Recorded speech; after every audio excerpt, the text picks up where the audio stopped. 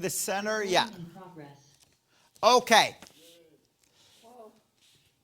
So the only thing you missed online, welcome to those online, is a little bit of a review of how last time's topic, which feels like ages ago, it was over a month ago, leads into this time's, as well as where this time's end is going to lead into next time's beginning. That's basically it. Now for Hasidism versus the Mitnagdim, the opponents, the rocky emergence of Hasidism. After the Khmelnytsky pogroms, we saw one side of the coin last time. We saw the messianic fervor of Shabtai Tzvi. This time, we're going to see the other side of the coin, the emergence of something new. First, we have to understand what was. There were yeshivot where what was emphasized was Talmud study and pilpul, which I like calling ping-ponging with psukim. I've got this verse here from the prophet Malachi. I'm going to use this to prove this. Oh, wait, no, I've got something from Proverbs. And you take things which might seem like from left field in order to really get at an understanding, but you almost never have, this is what the law is. It's for the sake of intellectual debate and stimulation. Well, that hit the elites of Jewish society. But there was a whole group that was left out of that. Might not have been able to read. Definitely didn't have the background in Jewish text. And so how did they connect? Well, one of the ways in which they connected was through, shall I say, folk religion. You see, Israel ben Eliezer, born in 1700 in a town called Okap, what did he do? He, over time, became known as a Baal Shem. What is a Baal Shem? Or Baal Shem Tov? Yep. Master of the name, master of the good name. How do you become a master of a name? You make amulets or kmiot to ward off evil spirits or to heal people. There was a belief, and we could call it a folk belief now, but it was a strong belief that when people suffered afflictions, these amulets which contain God's name, as well as other special words, could heal them. And those who were good at creating these amulets and bringing about healing got the name Baal Shem Tov, the good name. They brought about healing. So he was only one Baal Shem. He got a lot of influence from Adam Baal Shem, a different person. He's Israel, is his name, Israel. But he got his influence from Adam. And what did they have in common? All these Baalei Shem, they employed magical techniques for manipulating the name or names of God from a Kabbalistic perspective. And this is really your book for Kabbalah. Again, it's on the shelf. God is a verb. They were able to use, and there are 70 names of God, just like 70 nations. They were able to use all these different names of God and manipulate them. And I said magic, and magic is a very loaded word. Because in Judaism, generally, as one of my teachers said, our magic good, their magic bad. I did a class on magic in Midrash. There's plenty of magical elements in the Talmud and beyond. And if they are done through, with the name of God in mind, and through what was the rabbinic tradition of the time, then it's a good thing, as opposed to necromancy or sorcery. That could be a whole class, but we're not going to go there, unless you want to with questions. Okay, so these amulets ward off the evil eye. We know today the Chamsa is one of these amulet-like things that we have. Or the red thread, different things to ward off evil. But what was interesting about the Baal Shem Tov, for short, the best, and I say he was the best of any of them, the best. What is interesting about him? He not only used amulets with names of God, but he introduced new interpretations of mystical thought and practice that eventually became the core teachings of Hasidic Judaism. Now, what is Hasidic Judaism? It's a little premature to go there, but the word Hasid means a follower, and it's generally someone who has an overabundance of chesed. We would have to go through the 10 sfirot or emanations of God to really go into that. This was not the first group called the Hasidim. There were Hasidei Ashkenaz as response to the Crusades who believed in afflicting themselves. And some of the early Hasidim, like Nachman of Bratslav, great-grandson of Baal Shem Tov, adopted their ascetic techniques or their forms of self-affliction, rolling around naked in the snow, food deprivation, sleep deprivation. But that's not the direction of the Hasidim we're talking about today. These Hasidim were people who, after Israel ben Eliezer, the Baal Shem Tov, got a reputation, he attracted followers because they saw not only was he healing people, but he had these mystical techniques that he used.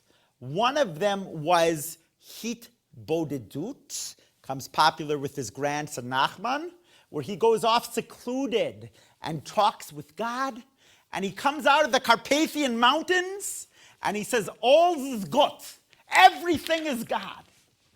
God's in everything. God's not just up here, that you can, transcendent, that you can try to get to through studying your page of Gemara. God's right here.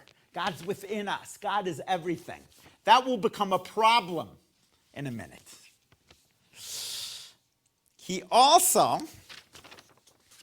some of this I already talked about, reprioritized Judaism as being prayer-centered. Why? Because the focus is dveikut, it's clinging to God. So he took not the Hasidei Ashkenaz who would do ascetic practice, but the practice of the Hasidim of the Talmud. There were these pious ones described who came an hour early to services to prepare, and they stayed late, and they moved around, and they had this passionate prayer.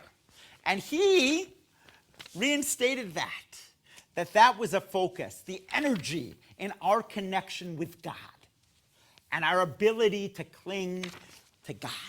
Yes? It occurs to me this is all very democratic. These are things that anyone can do, even someone who isn't literate and doesn't know how to read or write, even someone with few resources, they can still come early to prayer and be really intense about it. Bingo. So we've got hitbodedu, contemplation with God, even in nature. We've got prayer in the synagogue. And we've got stories. I can't leave out the Hasidic tales. Stories with morals that appeal to the common person. Not things that take a rocket scientist or someone who has been trained since the age of 5 in Mishnah and the Gemara to figure out. Things which have simple moral lessons that can appeal to the masses. And one more thing I want to mention now. Early idea, said to be from the Baal Shem Tov's time. Again, he didn't publish any works. So that makes it tricky to know when exactly these things were. Avodah begashmiut. Holiness through corporeality. And I should have brought my water bottle, but I'll just, I'll tell you why. Luria, we didn't really talk because it wasn't part of this of Isaac Luria and Simsum. That Isaac Luria, am I on the screen, by the way? Isaac Luria had this belief God took up the whole world, God needed to make room for humanity, so God did Simsum. God constricted God's self. And in order to constrict God's self, there were all these shards of God that scattered, but they had holy sparks in them. And our goal is to raise up those sparks through our actions. So by me saying right now, Baruch atah Adonai Eloheinu melech haolam she'akol niyeh bivaro, could have raised up a divine spark. According to this, anyone can do it. It's democratic. So we've got a few things that become threats that we can see where the ones who become known as the opponents from the ivory tower yeshivas are going to have issues. But we're not there yet. So the Baal Shem Tov dies in 1760. And he'd moved from Okap to Polonia to Mezebuzh, different towns in depending on the time period, Poland, Ukraine. And his main follower was the Maggid of Mezrich, Dov Ber. What's a Maggid? A Maggid is a teller. Someone who tells tales or stories, or in my context, I want to say a preacher more so. Because people are trying to redo this Maggid role. I gave a sermon about the Dubno Maggid, who had nothing to do with this. There were Maggids. There were people who went to different towns and they preached and told these stories that connected to people. But what the Maggid's significance was he got people around a table. So Maggid is second generation. He's not the only second generation Hasid. There was Yaakov Yosef, who wrote one of the early sources on the Baal Shem Tov's work, Toldot Yaakov Yosef. And I have further down when exactly it was published. I believe in 1772, which is going to become a very important date. Because in 1772 is when the Maggid of Mezrich dies, 12 years after the Baal Shem Tov. But he assembled a group of followers, some of whom you might know their descendants. So one of his followers is a guy by the name of Shneir Zalman of Liadi, who was a more intellectual bent. Actually, there was a yeshiva student who became converted over. So Shneir Zalman of Liadi is known as the ultra rabbi of Chabad. I could go into the different groups' emphases, but I won't do it for this purpose. But Chabad is Chochma Bina Da'at. The 10 emanations of God all correspond to parts of the body. So they're very much focused on the intellectual, traditionally. But then you have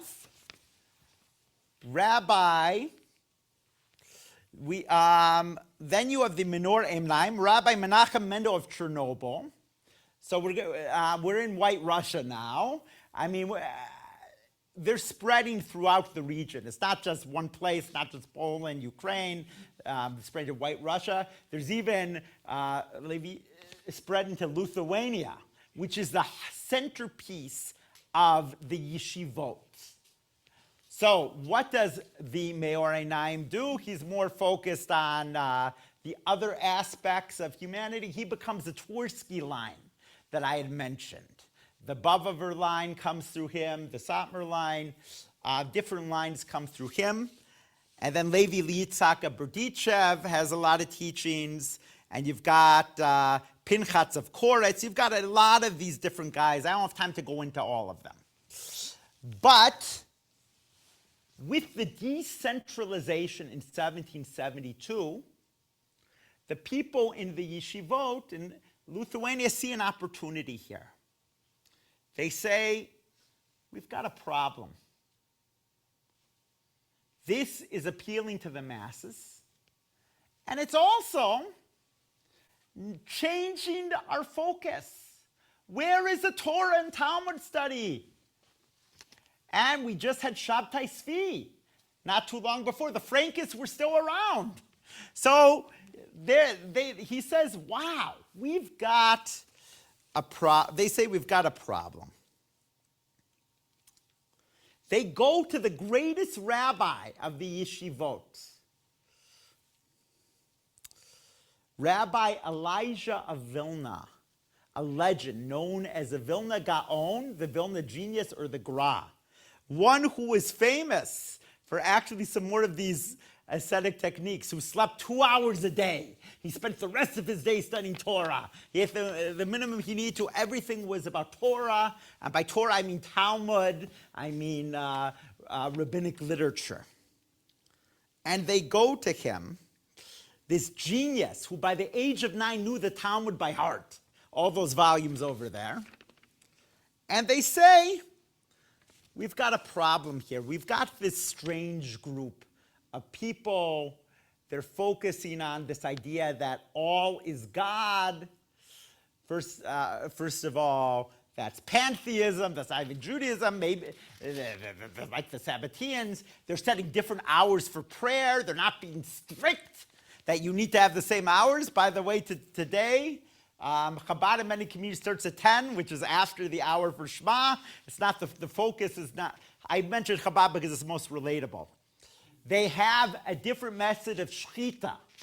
Hasidic shchita actually is more strict in some ways, but they're not doing the nomian normative things. They're a problem. Yes, 1772. And the Vilna Gaon did not set out to oppose them. But he got a lot of pressure, and over time, he did. Now, I want to point out, there's less different between the Hasidim and the early opponents, the Vilna Gaon and his school. Chaim of Volozhin is his student, the Volozhin Yeshiva. There's less different about them than you would think. They're both Kabbalists in terms of believing the mystical beliefs. They both are innovators. If you go to Jerusalem, you might notice Shabbat begins earlier than it begins here. Because we do, when do we take in Shabbat? 18 minutes before, traditionally with candlelight. They do 40 minutes before. That's Minhag Hagra, the Vilna Gaon. He innovated that. So I don't want to present him as a curmudgeon who just did whatever was done before. No, he was an innovator. And he had his own halakhic rulings, some of which contradicted the Shulchan Aruch, the Code of Jewish Law. But he does, over time, become an opponent. And how does he do it? 1772, the year the Magi dies, he issues the first cherem, excommunication of the Hasidim.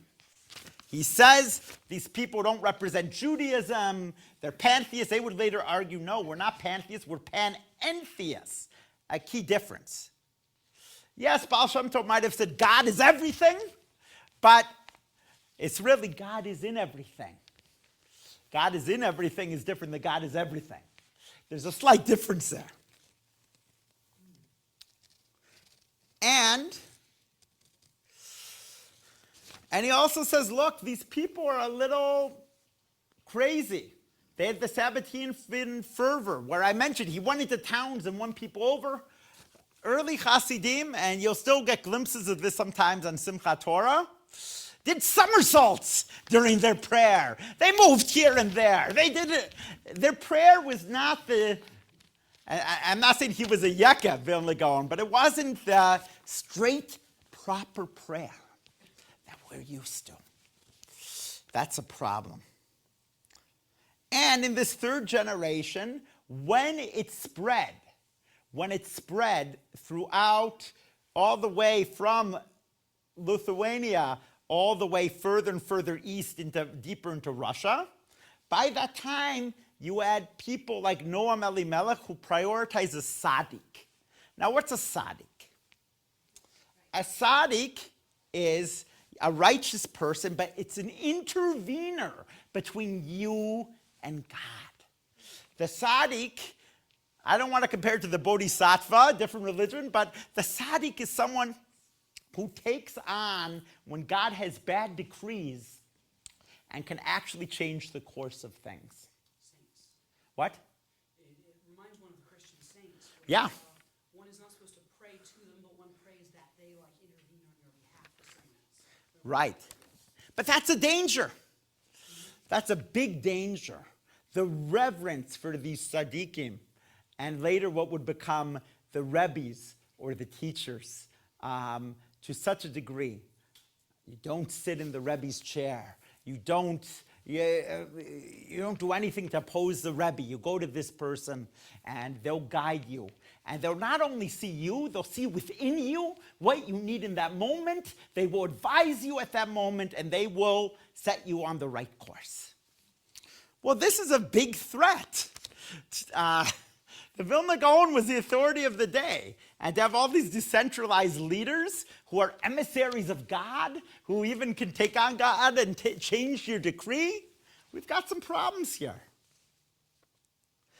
1781, 9 years later, another cherem decree is issued by the Vilna Gaon. But one thing I need to point out, cherem used to mean something. So, you sent me the book by Steve Nadler, my professor, who I study on Baruch Spinoza. So in the 1600s, if someone is kicked out, can't have any contact with them. I haven't got to that part yet. They lose, okay. Well, I'm saying what cherem traditionally meant. Forget him for a second. They lose all contact with their community. This is before the Enlightenment that we'll talk about next week. 2 weeks. They lose every contact. They're basically no place in your community. Well, to do that to an entire group of people is a problem. Because then the Hasidim start saying, okay, you know what? We're going to issue a cherem against you, the mitnagdim, and it loses its purpose. Definitely by 1820, when we see the spread of the Haskalah, there's no purpose to cherem anymore. I'm not saying there's some people who ostracize individual people to this day for not giving a get, for being corrupt, for doing moral violations, but it loses its power because you've got two different groups fighting each other and issuing cherems against each other. But it gets worse. So there's a lot of tension. There are edicts, there are public speeches denouncing the other. But here's where it gets worse. Vilna Gaon only went to a certain degree. Because as I said, the Vilna Gaon was not looking to start a war against this group of people. 1797, he dies. And then the Hasidim are accused of subversive activities, like supporting the Ottoman Empire. And one of the reasons cherem used to have power is because you would do everything in a Jewish court system. So this is still the case in the ultra-Orthodox world. If I have a civil dispute, I'll take you to a Jewish court. Going to the Goyish court, that was a big problem. That was a no-no.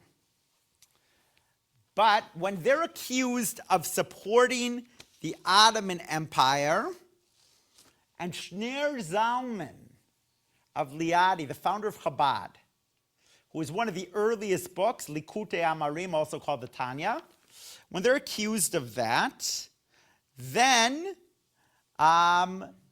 it's a problem.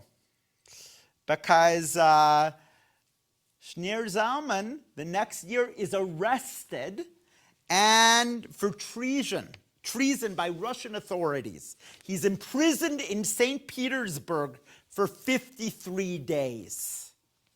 2 years later, he's arrested again in 1800 with his son Moshe. And Shner Zalman was the one, I said it wrong. Liadi was Lithuania. He was the one who had the most direct contact.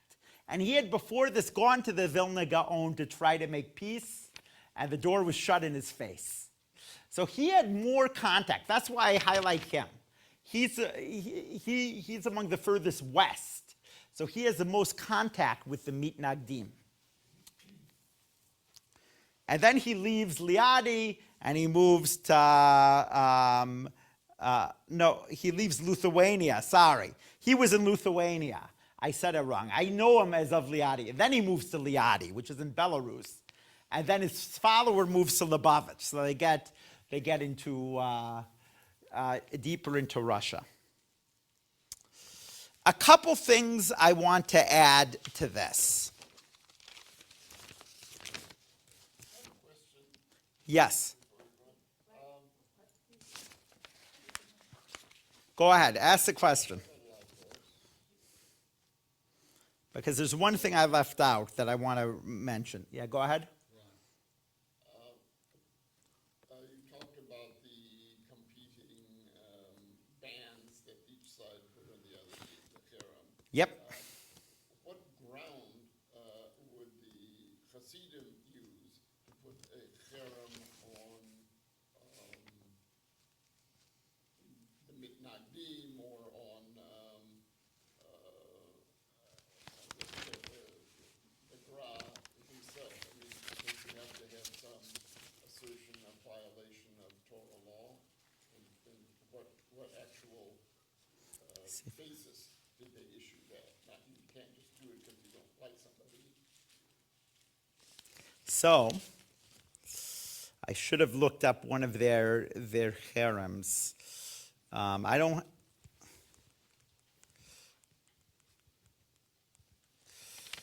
It was mostly one-sided, if I recall, by the Misnagdim. I didn't mention 1796 was another. So 1772, 1781, 1796, because neglecting Torah study and heresy, emotional excess, interestingly, that was a prayer one. So heresy was that everything's God, emotional excess was a prayer practice, and neglecting Torah study. I learned in a class that the Hasidim issued against the Mitnagdim, but I don't remember what they issued, and it does seem, from what I've read, to be more one-sided. Yes, go ahead. Is emotional excess dancing around? Yeah, and somersaulting during prayer, yeah, absolutely. Hit lahavut, enthusiasm, which again could appeal, anyone could do this, could have hit lahavut. We have biblical characters who have hit lahavut. We see Saul with ecstasy. I mean, not the drug, but the action. So, by the way, I should have mentioned this. I have two sets of notes, and this was in the other one. There are two things I should mention. One, Baal Shem Tov had a simple beginning, which I think is why, and while he didn't set out to found a movement, Moshe Rasman makes that clear. Like most people, the disciples are the ones who really found it. His first job was a Baal Hefer. He was a teacher's assistant. And his second job was the shamus, a caretaker. So he himself was not from one of these elite families. And I think that made room for him to really base his way of life around more simple practices that were more democratic. The other thing I want to be sure to point out, so I mentioned that it was the opposite of asceticism. Don't be ashamed of pleasure or passion. In terms of his works, you do have to be really careful. If you read Shivchei Habesht, in praise of the Baal Shem Tov, hagiographic, 50 years after his death, this is published. And he's taking on all sorts of forces and doing all these things to reach God and bring people near to God. It's hard to find any reality in that. If you read its follower, Toldo Yaakov Yosef, or you read the work Sefer Harivash from 1780, you're more likely. They're closer to the time of his death, and they're less from a hagiographic perspective. So you're more likely to gain insights into what his teachings were. So, the other thing I want, want to mention is the Hasidim really had to prove that they were not like the Sabbateans, that they were not antinomian. And Moshe Rossman indicates, no, this is a modification of certain conventions in Judaism and reprioritizing them. It's not about let's go and do something new. But because that was what was proposed earlier, that was a danger. So this Hasidic idea of Yirida l'sorach aliyah doesn't mean I'm going to descend through doing sins in order to raise myself up. It means life is a roller coaster, and you're going to be at points where you're down, and maybe this point where you're down, or you feel further from God, is to help raise you up later on. So it's a different understanding. I want to finish with one thing, and then I want to take some questions. So,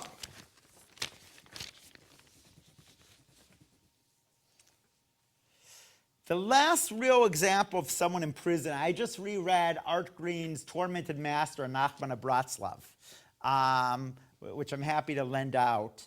The last real example was when Shneir Zalman was arrested in 1800. There was still some infighting after that, but definitely by 1820, the Hasidim and the Mitnagdim joined forces. Why?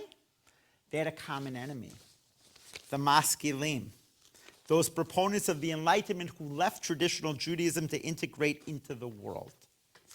And the goal becomes Keruv over time, save Jewish souls who are straying away.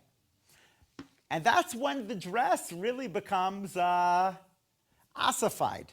That's why we have dress from that many wear from 1700s Europe, because you start to see in the early 1800s, and we'll start with Mendelssohn next week, which is in 2 weeks, which is earlier than that, 1700s. But you start to see people changing their dress, changing their name, going to universities, abandoning any outward sign that they are Jewish.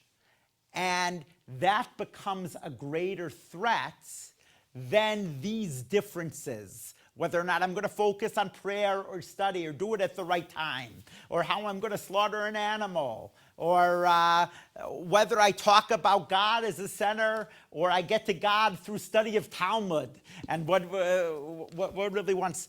Those things become so minor in the focus of a greater enemy, a greater danger of assimilation and loss of Jews, that the divide really goes away.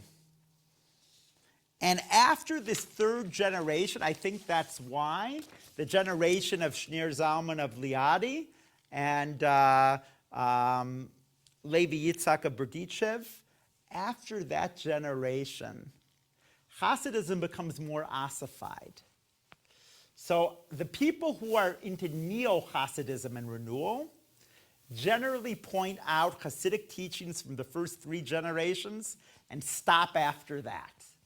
Because after that, you get to more of the, you get not just a movement more to the right, but you get a movement of more of the restrictions and less of the innovations in terms of the thought of the writers. Questions? What was the... At the time of the Baal Shem Tov, what was the degree of illiteracy among the Jews in Eastern Europe, and how did the opponents of Hasidism deal with people who they knew would be illiterate? I'm glad you asked that. So, the democratization of education, and correct me if you have a different understanding, really doesn't hit Eastern Europe till the 1800s. I mean, Russia doesn't redeem its serfs. It's still kind of in a semi-feudal society until 1848. That's why things start in the 1700s in Western Europe, and they gradually move east. So at the time of the Baal Shem Tov, who lived, and I just saw here, I want to be sure I get it right. So the town Okop is on what is today the Polish-Russian border. The literacy rate, and I don't have exact statistics, but it would not have been very high in that society. So you're seeing where those who had, and the greatest pride of the traditional Jewish community, which was the dominant Jewish community, because Jews lived in shtetls, largely by choice. You're right, at the Venice ghetto hundreds of years before that, but generally by choice. Pale of Settlement comes up a little after the Baal Shem Tov as a really big force with Catherine the Great. But you don't have that high illiteracy rate, which is also why I think this appealed more to the masses. So how did the yeshivot deal with the illiterate people who didn't study Talmud? My best understanding of that, Am Haaretz, people who are ignorant. And keep in mind, we're living in a society, I didn't talk about this, but the language is Yiddish that is spoken. Hebrew is only reserved for the synagogue, for prayer. It's not a spoken language at this time. We have, yes, we have the study of Talmud, a work in Aramaic, which is a language also not used during this time. So you don't really have much. You don't have works that are being published in the language that people speak at the time. There's oral instruction. Yes, oral. Well, yeah, the Torah is oral Torah, so that I imagine was more of the focus. Yes, you have the printing press and you could print books, but more of the focus was Rebbe to disciple or chavruta to one another. It wasn't a focus on being able to read the text. That makes sense? Yeah. Nathan has a question. This is just, yes. And then if Zoom, anyone has a question, I'm sorry if I ignored those on Zoom. Sometimes I walk around and... Couple of questions. The first was this sort of détente you mentioned between the Misnagdim and the Hasidim, in which they kind of joined forces to oppose modernity, secular Judaism and kind of the emergence of reform, or simply just assimilation. When exactly does that happen? Or generally does that happen? And the other one is, if I recall correctly, there was a major controversy in 19th century Judaism over printing Sidurim. Over introducing actually printed sidurs as opposed to simply people having memorized the prayers. And how did that play at all into, am I misremembering, or did that play at all into the Hasidic and Misnagid controversy? Okay. Let's start with first. Remind me, because I got into this. When did the Misnagdim and the Haredim have their sort of détente to oppose the Maskilim? The general date I've seen is around 1820, maybe 1810, but because the Enlightenment is spreading west. It already had been for about 100 years in Western Europe, but things are starting to spread. So I'm going to see, I have to look that up on the controversy, because it also says you shouldn't be doing it by heart. That's another part of praying. That even if you know it by heart, you should use a siddur, so I don't know enough of the history of how the siddur became mass published. Certainly it is in the 20th century, but in the 19th century, I don't know. Okay, I thought it was one of the controversies that Rabbi Shimshon Raphael Hirsch was involved in was that he was in favor of printing Siddurim, and a lot of Orthodox Jews said this is too much like Christianity, where they read from prayer books. But this area of history is not my expertise, so So I can here's hear an you interesting thing that you said, that you just said about that. I'm going to stop looking for a second.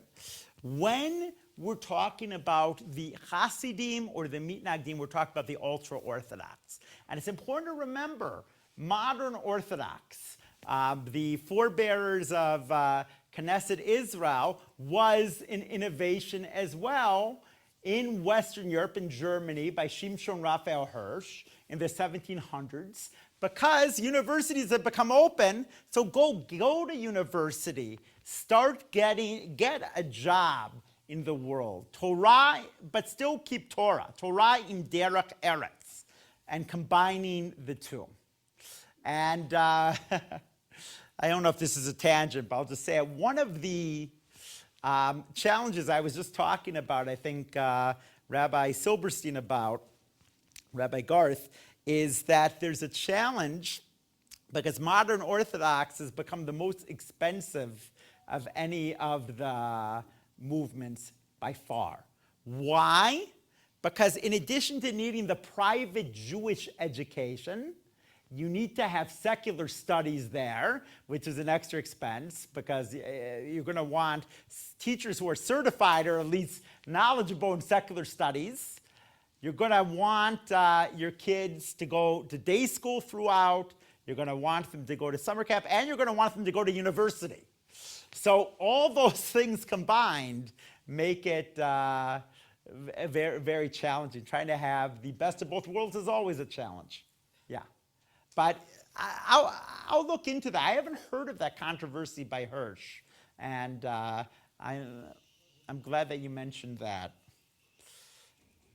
And I've taught about the formation of modern Orthodox Judaism, but it probably, but there were things that Hirsch had resistance against in modern Orthodoxy because people felt that they were too goyish. I mean, because even Hirsch was good with giving the sermon in the vernacular, in German. How can you do that? You have to do Yiddish. So he did have resistance. That particular one I'm not familiar with. But I'm going to look into it now. I'm really glad that you brought it up. And it makes sense to me why people would think that. I have a question. Go ahead, Tab. Welcome back to We're glad to have you from Arizona. Tab was taking care of a friend, and we're so glad that he's back. Yes. You mentioned different factions of Judaism is explaining things. Yeah. People have questions. And you mentioned more than once that it could create a problem with the answers. Could we wrestle with the answers, I guess? What is it? What do we mean by a problem? If it in getting the answers, I want to understand what it means to get the problem. Is it the problem with what the answer, or is the problem is how we going to absorb the answer and what we do with the answer? I'm trying to remember the specific reference because I want to be sure I answer your question correctly. What I was thinking is that it made me think about what Moses was asking God. He wanted to see his face. And he couldn't see his face because it said a man cannot see God and live. Mm-hmm. But then another place it says, the people that are called by my name shall humble themselves and pray and seek my face. So does that say that the individual man could not see God's face, but a people can see God's face? Then getting these questions from all these different factions could be very important and productive for us because it would enable us to see God in a more broader perspective. So Does that make any sense? yeah, it did. I think that what's going on here, though, I think it's. I don't think I was trying to imply that you shouldn't ask questions. I think if I'm giving an honest critique of myself, because I was trying to show where the Mitnagim's opposition would have come from with the Sabbatian movement, I think that part of it certainly was, from what I've seen, that Hasidism was a threat. Whenever you have a populist movement, it threatens the status quo. And so, therefore, there's a desire to squash it whenever you have it. Because those who have, like last time, Jacob Sesportus represented the status quo. And Shabtai Tzvi did himself by converting to Islam, even though his followers continued into the 1700s. But when you have the desire to, I don't think it's asking questions as much as it is innovating or reprioritizing practices. Or let me look at it this way. So having a lot of ideas, because I've had a lot of ideas in synagogues I've been in, and you can't push forward an idea that the community is not ready for. You can push, you can encourage, and you can set seeds, but you can't go where it doesn't work for the community. And the Hasidim, through some of the examples I showed, went in a place that didn't work for the normative Jewish community of that day. And that's when you get yourself into trouble. So I don't think it's asking questions as much as it is making innovations that threaten what is. And you can think of it in modern circumstances, that anyone can say, oh, we want change, but people really are embedded in a status quo. And when you push against it too hard, there are consequences for doing so. So is that wrestling? Yeah, there was wrestling here. There was definite wrestling here. But you both have given me two good questions that I'm going to leave here with and look into, and I'm going to try to reply to both of you. Dwight gave me the question, what was an example of an excommunication of the Hasidim against the Mitnagdim? And Nathan gave me this controversy with Hirsch trying to mass produce Sidurim. So the two of you I will reply to after. I'll see you in 2 weeks. I want to thank Joanne for opening. I want to thank David, who had the wrong time and came in last minute. That's why we had a few delays. I hope you could hear us on Zoom. I want to thank you. And, of course, I want to thank KOH Library and Cultural Center. And Joanne and Dwight for these wonderful refreshments. And I'll look forward to seeing you in 2 weeks, if not before. Thank you, Rabbi.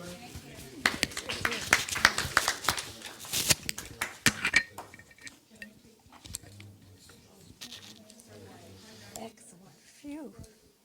Thank you. Yeah, Thank you so much. yeah, yeah. I believe I saw up to 10 people at one point. Yes.